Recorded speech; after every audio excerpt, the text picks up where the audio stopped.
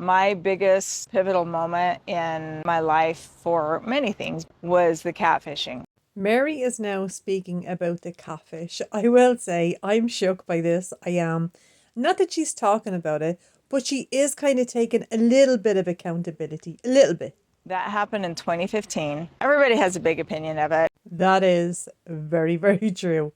It's based on what they see or what the catfisher themselves put out, which was all a lie.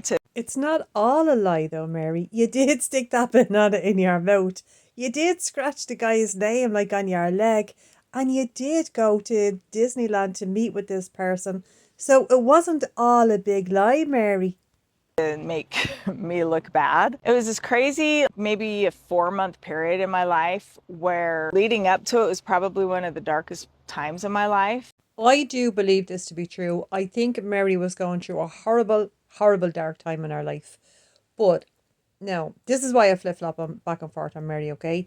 Because if Mary said, I was looking for somebody else, it turned out that the person was lying to me. But regardless of that, I wanted somebody else. I wanted to get the hell away from Cody. I would rally around this woman all the time. And then going through that was pretty dark, but then also coming out of it was like this long process. It was Coming out of that, I know I'm laughing and I shouldn't laugh, but I'm just thinking about it. That had to have been absolutely feckin' mortifying. not a flip of a switch by any means. First, there was like this long period where I had what I call self-diagnosed agoraphobia. Now I feel really shitty for laughing.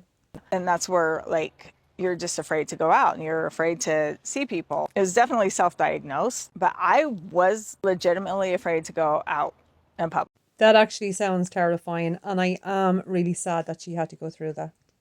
I had panic attacks. I was afraid to be seen. I was afraid to be talked to. I went like so far within myself that when I was coming out of it, I was like, you know what? I need to do something to pull myself out of this. I need to literally own my part of it, accept that it happened. I need to not hide the fact that it happened. And I also made the decision that I was going to talk about it because can I show other people that it can happen to anybody? I smell another MLM. Now, I did have a part in it. I definitely played a part in it. I started talking to people that I shouldn't have unknowingly, but I shouldn't have. You know what I mean? This is the kind of word salad that bothers me. When she says she was speaking to this person unknowingly, does she mean I didn't know it was a catfish, or I didn't know I shouldn't talk to this person because, well, I'm married, you know? I mean, I knew that I had to make a very specific and distinct shift. I, on purpose, went into a business that was online. I felt like I needed to face it so head on, and that was to be in the same space that so much of this trauma had been caused in. Can somebody explain to me what this woman is talking about? Because all of her businesses have been online. She was on the telly and she's always been part of an online MLM. So what the hell is she talking about here? I would say that that really was a very pivotal moment for me. That is one of my moments of my personal growth. So according to Mary, this is her personal growth arc. Now, I know that I am a cynical bitch, but I'm just going to say it. This to me sounds like the sequel to Wordy Up. This to me is sounding like a pitch for an MLM. I don't know. What do you guys think? Anyway, I wanted to post it for anybody who hasn't seen it.